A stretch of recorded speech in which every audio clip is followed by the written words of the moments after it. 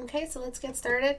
I'm going to be taking a look at this piece today and talking about depth and over detailing. I might have some time to take a look at a portrait someone posted which has some issues in it, but I'm mostly going to try to talk about the depth issue in this painting, which I'm going to just go ahead and crop because we don't need all that extra bidness. But before I do all that, if you guys want to submit your stuff for critique, you just have to join our Reddit community. To join it, go to istebrak.com and click on the Reddit icon here. Please do join it. And if you want to support as a patron, I don't work with any agencies or marketing or anything like that. And I don't really do sponsorships. Everything that this channel is basically what I do. And I do it all alone. So if you want to support me, keep the channel going, and get some educational content in exchange, you can support me on Patreon. And that'll really, really help keep this channel alive for a long time and keep me afloat as well. Okay, so let's get started with today's critique. Oh my god. So we have 1, 2, 3, 4, 5, 6, 7, 8, 9 characters. If I counted that right. 1, 2, 3, 4, 5, 6, 7, 8, 9 characters. Oh my god. And you have all these characters, but they all look like one big pile of characters, which is just not working, man. So we have to fix it. And I need to confiscate your texture brush. I need to confiscate your whole texture brush wherever the hell you picked it up from. If it's my set, if it's anybody else, you need to get that taken out of your Photoshop. Because what's happening is that you don't understand edges and you're using brushes while you have a bad relationship with edges. And you're using these textured brushes to create these feathered textures on the edges of these characters, but you don't know the edge of the character where it is technically. So you're using the brush to do all the work for you and help combine them with their background. That's not, combining a character with the background is not that difficult a task. You just have to choose the right background color. You can keep the character sharp edges all the way around their outline. You just have to choose the right background color and balance that with the character's values or whatever they have on them. So I don't know what any of these structures are, but we're going to try to make sense of this, whatever is going on here. So I'm going to choose that color. I'm going to bring that here. And I'm just going to raise the environment color all the way up. You don't currently have an environment color. You just have this big murky mess. The environment color is really important for establishing depth. So we have this main dude here who's the biggest and baddest out of them, out of these gods. God damn it, Huyan. Why do you just randomly deselect? Okay, and then this dude here, he's very different from the rest in that he's in the center, so he's the focal point. So we need to start treating him like the focal point and giving him a little bit more. Well, he's already being treated like the focal point because he's in the center of the painting. But these fellas in the distance at least have to have some atmospheric perspective added onto them because they are that unimportant. Also, none of these characters are visible. We don't really see the details on them. So I'm throwing some of these characters into the distance in their own little realm of values.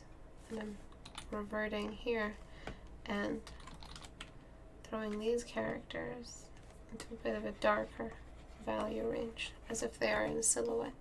So now we have some separations between some characters based off depth. But now we have the foreground characters which are humans. And humans as a character design will always become more important, will always feel more important in a painting than a creature. Because we humans like to see humans, and that's it. That's the only reason, really.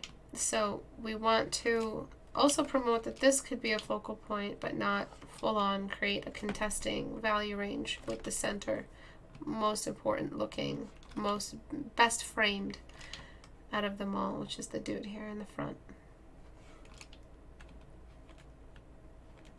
Seriously, what a mess. This lasso is killing me.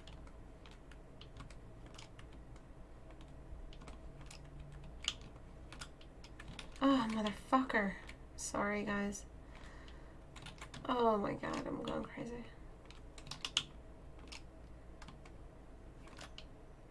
And it's so hard to see where these characters are. And so every character that is not these two characters, I'm throwing them into the distance as well. And so I do that by just brightening up the background and just getting that brush on that locked layer and throwing it on top. And you really, really need a common color to unite all of these. So if you want to go for that beige environment color, feel free. You just need to start deciding on which color is going to be the color you use everywhere, that color that is repeated.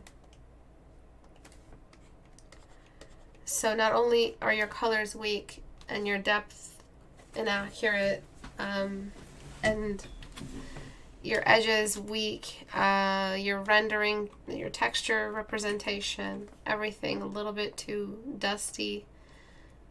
You have, I'm saying like everything at the same time is happening, which is really bad.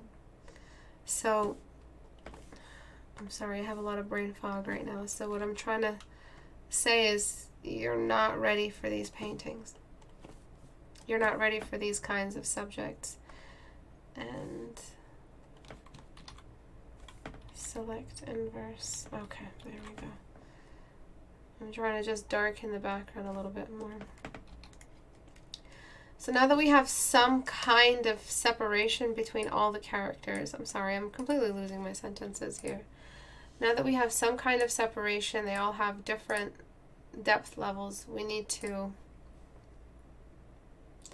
create some kind of surface on which they're all walking. So I hope you guys can follow my brain right now and what it's saying. Okay, so the surface on which they're walking is going to be, I'm going to use the sky color here as a kind of dust. Very delicate kind of dust added in between every layer of character. And so I'm only really focusing on the two front characters right now, but every single character here needs to have these adjustments on them. And then there's the environment around them, which needs to be completely removed from this contrast level. All right, so we're just getting rid of it into the distance where it belongs. And then I'm just gonna smudge really quickly.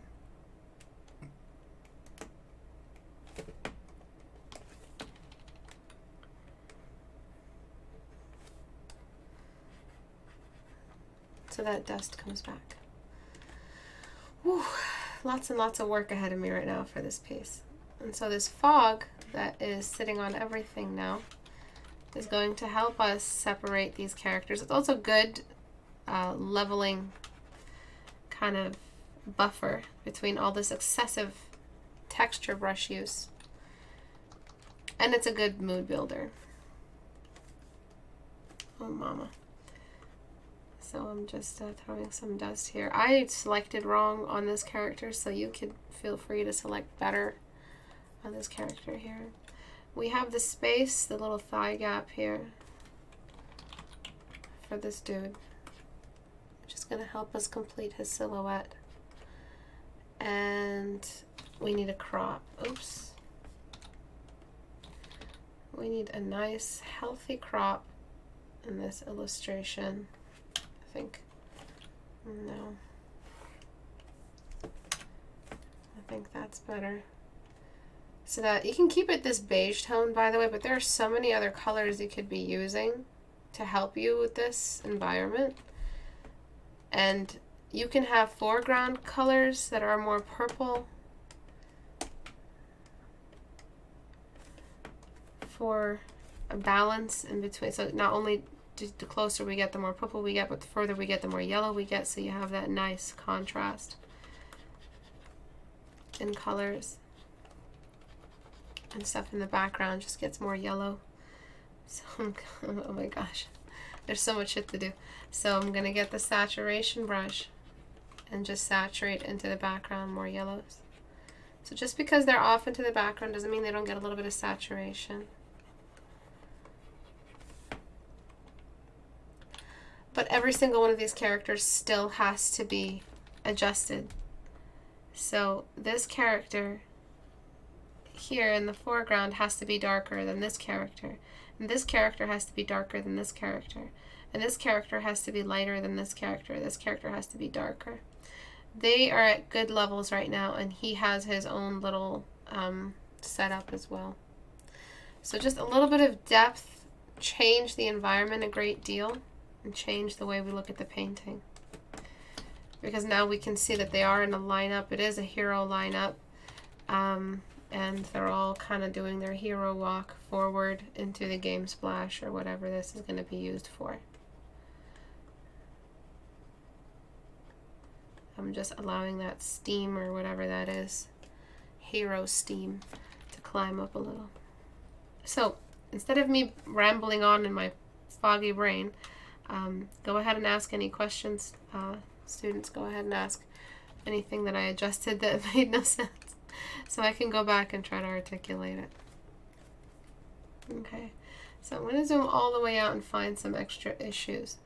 So we can darken the background now a touch, and that'll help continue with that Pirates of the Caribbean poster theme. And I am going to illuminate right in front or right behind this dude, because we have a bit of a divine halo around them. And oh my gosh, and I'm going to try to mess around with saturation or the color palette just a little bit more. But this is a really cool color code right here. And I'm going to grab it and go to before I did that and paste that in. And maybe try to find which areas I can delete. So this would be the shadow color, and the gold will be the foreground color. Or we can keep it monochromatic. It's really up to you. You can keep some of the gold, keep all that blue. If there's any more gold here. There's just so many combinations that you can do. But I recommend a color value like this. And of course we have to adjust the background to match that. And I'd make the background a little bit brighter if it was this color code. And I would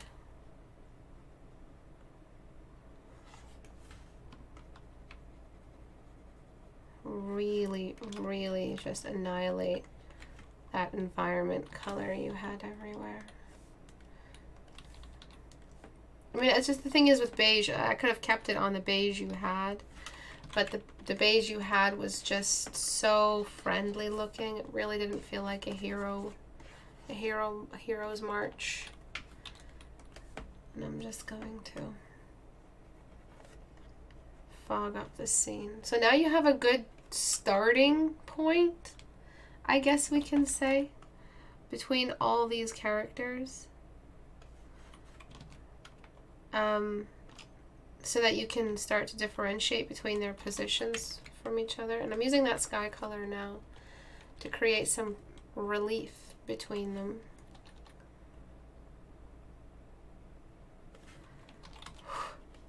Any questions? How do you keep the characters grounded while adding in lots of fog? It'll just work. it'll just work. And it's not that much fog we're adding. It's just it's the template of this thing that you've set up here. We see this everywhere, and that's why I said Pirates of the Caribbean, because it's a given when you have this kind of hero walk. Also, do you really want to show the feet of these heroes with which you are eye level with? Do you really want to show their feet off? Is that something that is important for is it a standing character design? If not, then you really don't need to show off their feet. So as you can see here, we have turquoises, we have blues, we have navies. You can still have analogous colors beside each other. And you see that beige here, that's really pretty now that it's on its own. You can use it wherever you have full-on beige, like the hair of the dude here. And then you can use your sponge tool on saturate to bring out the stuff that you really want to exaggerate. So we're reinforcing him again as the focal point. Some of these characters here in the background get a bit more extra color. And it's all about preparation and cleaning up and separating layers of depth from each other. And the best way to do that is to keep yourself loose and not overdo the brush work, because that brush, I'm literally erasing all the work you put into your excessive texture brush use. It needs to be confiscated. You need that taken away from you because you overdid it. So this dude is in front of this dude. We need a bit more relief in between all the characters, so I'm gonna just pretend that this character here, their wing, is separated, and I'm gonna. He just melted all of them together. They were just one big man-bear pig. There really weren't any. There wasn't any separation or definition for all the characters' designs.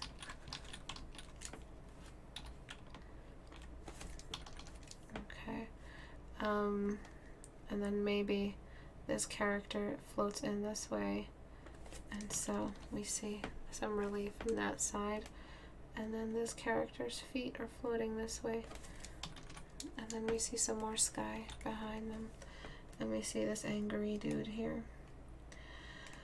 Oof. And then I'm just going to blur the distance or the separation between all of these fellas.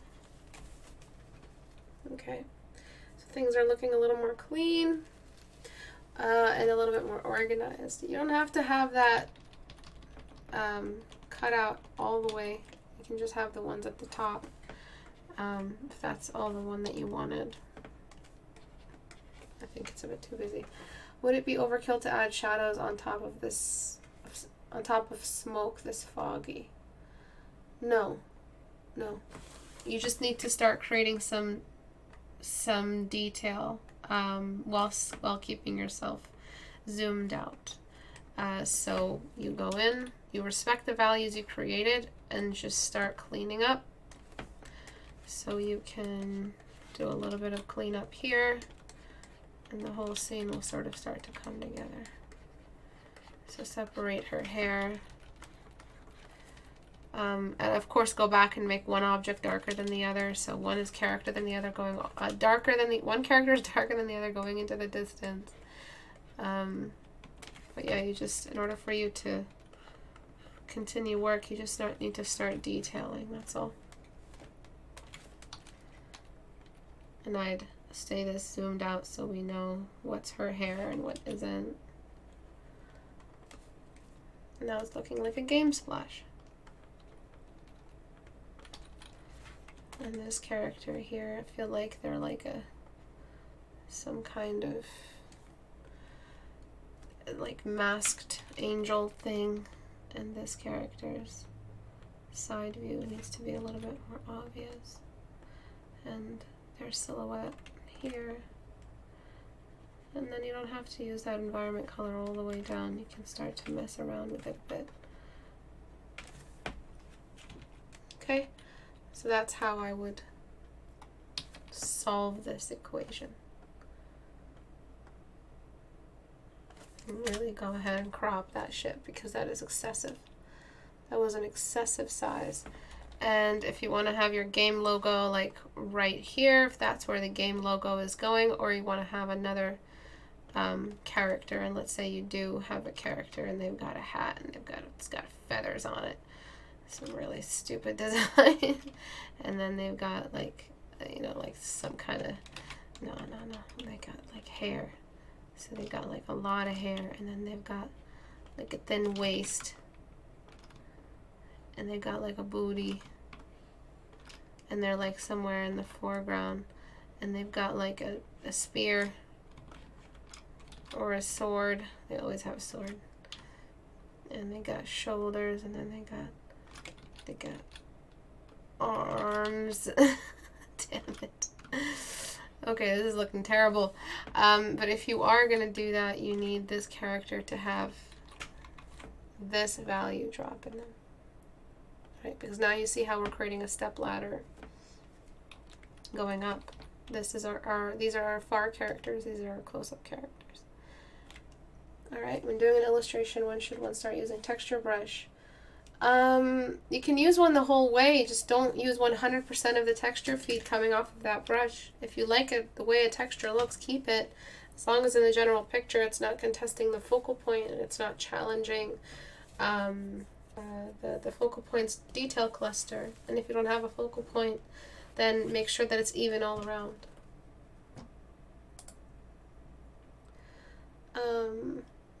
Any more questions at all regarding this piece? So, before, it's absolute mess, overkill, excessive use of detail, excessive use of contrast, trying to be painterly without the knowledge needed in order to be a painterly artist or having painterly work. After we have a bit more of a focused, defined, and then they have this like old lady here with a crutch and a hat, but a little bit more of a defined representation. And just for the sake of my YouTube thumbnail, I'm going to clean this up.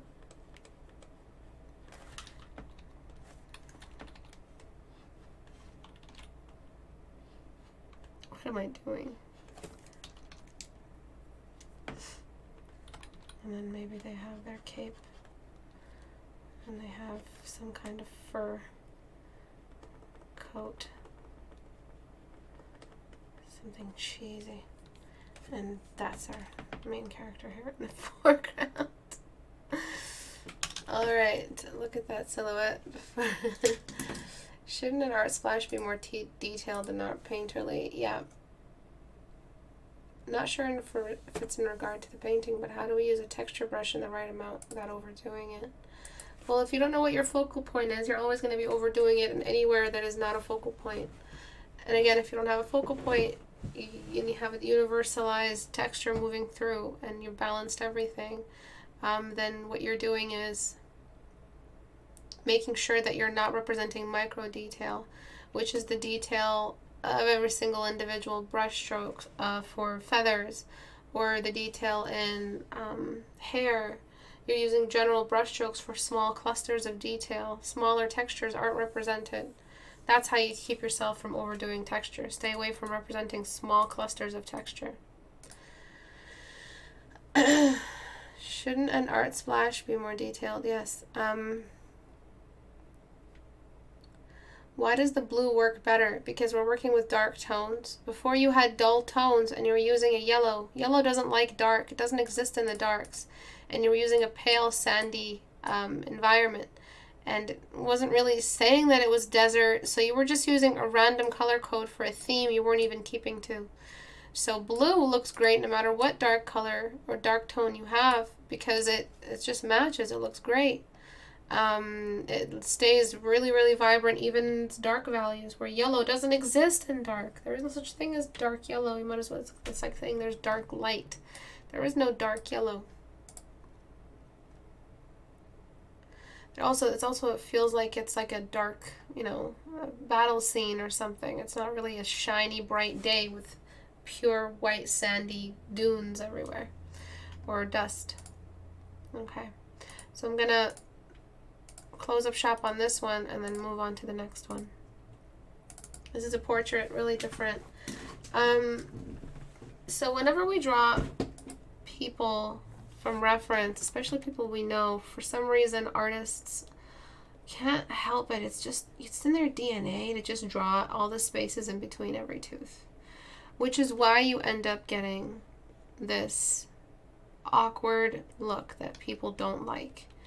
So what I'm going to start off with is, before I get to the teeth, I'm going to start blending away at the lines in the mouth. That alone will help. Even if the reference has laugh lines that are sharp and deep, you don't want to duplicate them in your painting.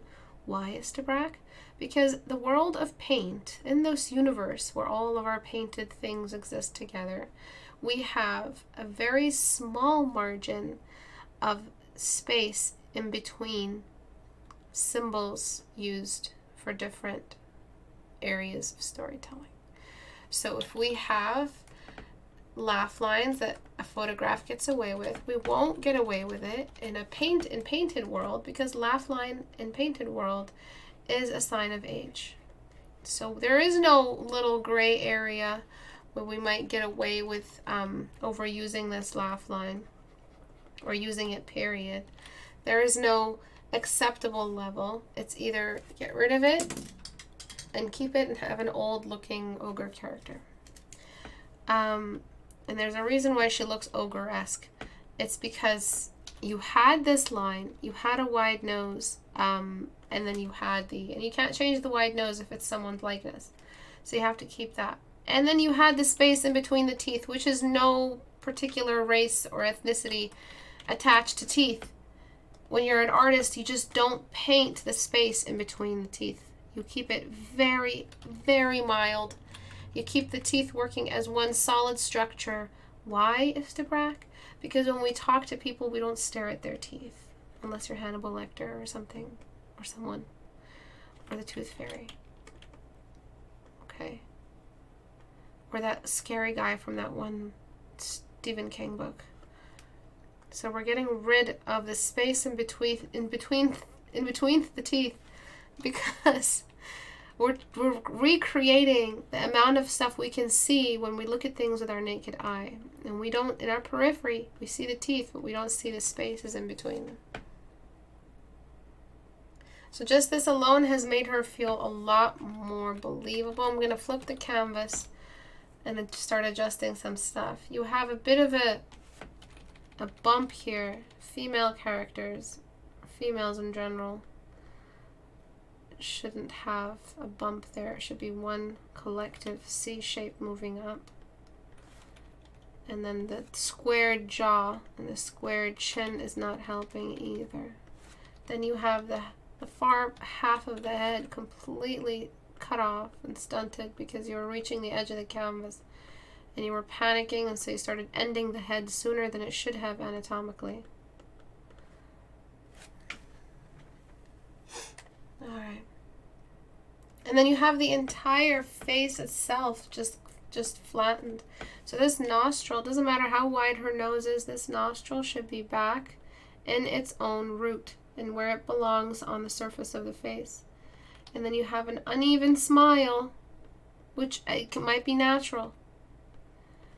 And if she did have yellow canines, which we all kind of do a little bit, please don't make her teeth yellow in your painting. There is photorealism, which you aren't capable of achieving right now because you don't have neither the patience nor the training for photorealism, which is basically just being a human printer and printing out photos with your head.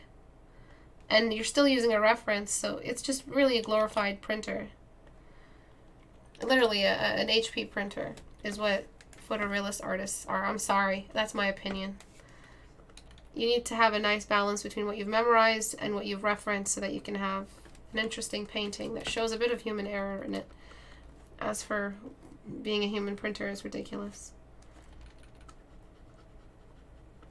So you don't have to honor the photograph by painting everything that you see. You can't work with a photograph the way a camera sees detail, because a camera sees all detail, whereas the naked eye sees some detail. And you have to, because right now you have no training in other fields, so that's why you've overdone the hair. Because if you were my student for a longer time, you'd know the biggest mistake is overdoing the hair. And I think you generally do have a problem representing focal point. And that's why you thought it was okay to copy the reference full on, including all the teeth detail and everything that entailed between the teeth. I'm going to make the head feel like it's slowly turning into the space in between the hair and the head. And I'm going to ease up on this detail you have around the nostril. I'm not sure why you outlined a nostril that isn't facing the light. You just need the light on that far nostril, or just, why would you elevate that nostril outside of its value range? Just darken that nostril altogether. That nostril isn't even looking at the light, even if it's a flattened Asian nose. Asian noses tend to be a little bit more horizontal than vertical.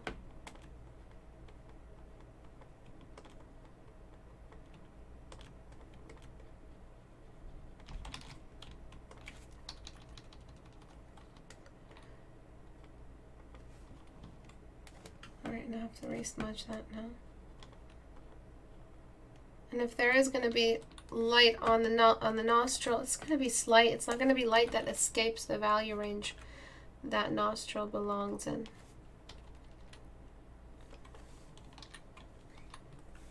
Okay, and then we have the far eye, which is not combined with its shadows, moving into the temple. And then again, you've copied the reference, and you used something that the reference got away from because it's a photo, but you won't get away with it in art world, which is lowering the eyebrows into angry emotion. That only reads as angry in art world. So she kind of looked evil, like she was laughing because her plan went right. And she's just laughing because she's just happy that her evil plan was finally accomplished. Where here, it looks more like an innocent character. You as the artist have the responsibility of removing things from your reference. Let's say a butt ugly person sat in front of you and you're a caricature artist in a fair. You're going to draw them butt ugly? No. No, rule number one, you don't. Unless there's a comedy aspect and you're invited and you're okay with them looking at you funny after, you do not. You choose the features in their likeness. So you choose their likeness, size of nose, and then you kind of make it a little bit more mild. If they have a natural angry eyebrow, like that girl from, what's that? Oh, fuck, I forgot the name of that dumbass band. It's like a hip-hop. It's like rock, hip-hop. Rock for people who don't like rock, and hip-hop for people who don't like hip-hop. Black Eyed Peas. You know the main female singer girl? She always looks angry. You don't accentuate that. You find a way to erase that, and while still keeping her likeness. You as the artist have that responsibility. And I'm going to tuck in the far part of her teeth. So she still looks like this character. She still looks like this girl. But she looks like her, not through a filter, no, as we would see her in real life. Not as the camera sees her. Camera sees too much detail. Alright? So this is how you paint someone without making them into an ogre because you didn't know how to pick and choose detail that the camera was overfeeding you.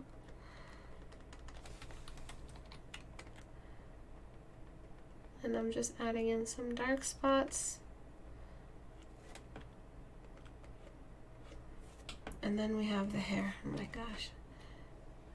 Just big nose on the hair. I'm really going to be overpowering my Photoshop right now. Trying to create a blur here on the hair. Camera sees too much detail. Please do not duplicate what you see in a camera. You're not a human printer. And you need to start making things more foggy the further you get from the focal point. And on a focal point, what is the, on a portrait, what is the focal point? I'm so sorry. I'm straight up telling you guys I have brain fog today. I was on a lot of painkiller last night for my back, and I'm just not here 100%. My knowledge is here. My passion for teaching is here. My ability to articulate and combine the two, not so much. Alright, so I'm blurring every other blur, relief, detail, relief. Okay, and then you have some slight trouble here being true to the light source. So I don't know why you outlined here, but you need to keep that free of outline. We either have a shade there or we don't. I don't know why you got an outline and just smacked it right there.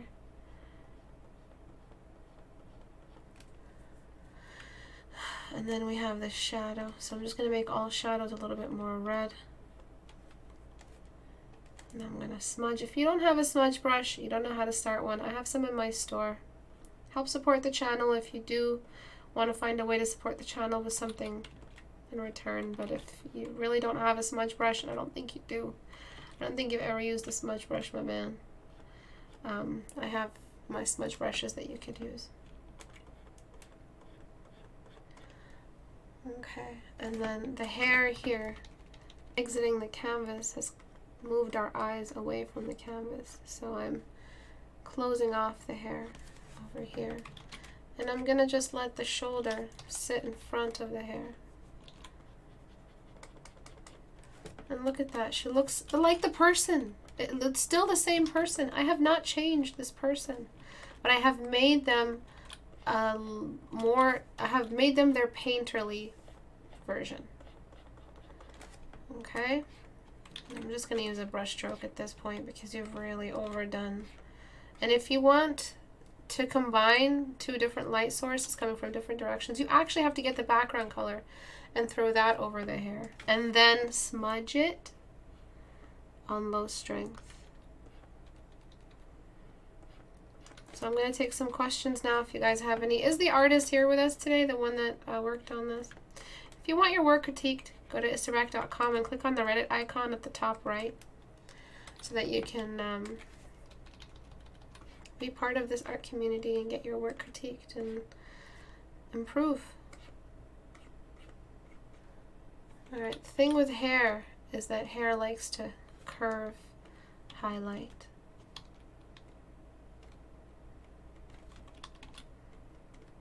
And it does a little thing like that. But on a curve, so you might want to go back a little. And then the forehead that you have here doesn't seem to be getting absolutely any light on it, which doesn't make much sense to me. But the forehead feels extremely flat is what I'm saying. But I'm going to get this blur tool as well and blur the teeth. It's going to be another attempt at repeating what we see in the real world. Look at someone's face right now. Anyone who disagrees with me, look at the nearest person, yourself. Can you look at all things at the same time the way a camera does? No. You can only look at one thing at a time. That's how you should paint. You never paint every single little space in between the teeth. Alright? You never fucking do that. So never do that, alright, you guys? I'm sorry about the swearing, but I need you guys to remember this. You never, ever, ever do that. You never exaggerate the shadows there. I'm raising contrast there as well. So it's a lot of ways we're creating a more mild representation of the teeth. If we overdo the teeth, you are telling me the teeth are important. If the teeth are important, it's something that can bite. If it's something that can bite, it might be an enemy. And that's why when we draw ogres, we draw a little bit strong teeth on them, because we're representing their danger factor. When we're drawing creatures, when we're drawing anything, in fact, that has teeth, we're exaggerating the teeth just a bit, because we're trying to represent and tell the story of danger. And unless she is an ogre that is about to chomp your head off, please stop insulting your friend who you used as a reference and stop overdoing their teeth. I'm going to duplicate the layer, filter, Gaussian blur. Where are you? Gaussian blur the whole painting. Because again, you're overdoing detail. I'm only going to erase away at the Gaussian blur on the face. Everything else stays blurred. Those buttons, they didn't need to be that sharp. Literally only erased away at the face. And the before and after. Brace yourself. Before, after. Still the same person, just without all the distortion, the forced nostril, the excessive laugh lines. Even if the person had this in their photograph, remember, you're not duplicating it, because then you're drawing a caricature accidentally. And there might be a lot of argument in this subject, but I'm telling you, you either give this person this painting or this painting, and one of them is going to be liked, and one of them is it's going to be received with a face. Non-artists are simple plebeians. They don't understand the difficulties of painting at all. Non-artists think everything is good or have absolutely no remorse in how they critique you and will straight up tell you that something looks terrible to them. Like they'll say, why does she look like she's about to bite my head off? Why does it look like Lord of the Rings goblin? Why does it look like a man-bear pig? Because, you know, that's how they talk. They don't know how to tell you, okay, the teeth are a bit too visible for my taste. We literally have not done anything other than remove the excessive detail you have everywhere. And remove those age lines, which don't read, and soften the eyebrow expression. Still the exact same character. And I have a feeling some of these mistakes are not the face of the person you drew, but they are you not understanding the rotation and proportion. If you want to keep her nose at the same width, go ahead, put it back. Just make sure that it's still in the shadow where it belongs. She actually looks cuter with a wider nose. Okay? That's why CG teeth always looked weird. They only have recently gotten better. Yeah. Oh, God. CG teeth are disgusting. Yeah, usually the one should try to clump these things together, meaning elements that are the same should be drawn together. Exactly, Annie. This is why I'm always terrified of painting my friends. This is why I never paint my friends. What if I accidentally show off some feature they hate? That's because you haven't learned about features that are acceptable and features that aren't in a painting. That's why that one painting of Kate Middleton was so weird. Because they literally made her look like she was 30 years older than she was. The quote-unquote artist saw some wrinkles on her face and overdid them. You as the artist, are supposed to know what a wrinkle does in a painting. She literally looks like she's dying. Oops, sorry about that. She literally looks like she's dying. She looks like a ghost. If you saw that Kate Middleton painting. She hasn't even gotten to that age yet. And that was done like 7 years ago or something. You're not supposed to exaggerate space between teeth, wrinkles or laugh lines, age lines of any kind. You're supposed to let them be there in a mild way, as if you are seeing things with periphery vision and one spot focus the way you do in the real world, the way you do day to day. You're supposed to expedite shadow and light on form and leave behind all of the excessive detail. The camera is overfeeding you. Pesky plebeians. What are we supposed to write about the humanoid character? You should already have that written. Just their general character design. What is the character? What are they doing? So I hope today's critiques were helpful for those struggling. Some of them are not universal lessons. Some of them are a little bit more help for the artist. But I hope these have been helpful. Rules of depth and respecting depth, creating space in between characters instead of creating a big mush, and not overdoing your brush use, because this person right here, if you lived with me, I would delete every last texture brush in your computer. And that would be your punishment. If you love textures so much, then go in there and hand paint them. But as for overuse of texture brushes, like the one you had here on the side, you're getting that deleted. That would be your punishment. And then this one being a little bit more selective with the kind of detail you're representing, so as not to represent the symbol that detail carries with it in the world of art, in the world of drawn things, the drawn version of the world, which you don't get away with space in between teeth, you don't get away with misaligned proportions, you don't get away with angry eyebrows, and you don't get away with nose width or mouth size or whatever it is that you did in your version. Without it looking like a straight up ogre. I mean, you don't draw that and get away with it. Like, you don't get away with drawing it. I'm so sorry about my brain fog today. I'm sorry about my stuffy voice. I wish I was better. I wish I was healthier. I wish I didn't need pain medication, but I found a balance, and I really want to continue teaching this year. I don't want more breaks. I do have to go to Puerto Rico in August. Hopefully I can make it and make it back. But I don't want any more lengthy breaks. I want to be able to teach for a month in a row, 3 months in a row. And found a balance, and it's attacked my brain. But I've been very, very selective with how much pain medication I do ingest, because I have to keep my brain intact. I can't do this every day. I can't be this foggy every single day. If you want to join the community challenge, go to istebrak.com, click on the Reddit icon. The community challenge right now is Elemental. Elemental character design, glowing, luminescent humanoid elemental. So it's glowing in a dark environment. Read it, download the resource pack, look at what other people are posting. Make sure you hand in all your work and you hand in a written narrative. I want to encourage students to write with their art, because that is how you make decisions for your art. If you don't write, you don't know what to draw. That's probably the simplest way of me putting it.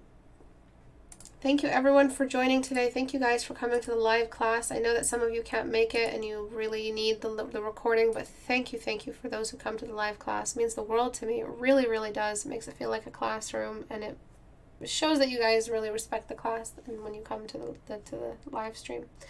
Thank you everyone for joining today. I'll see you guys on this Thursday at 5 p.m. Eastern Time, the 18th. Bye everyone.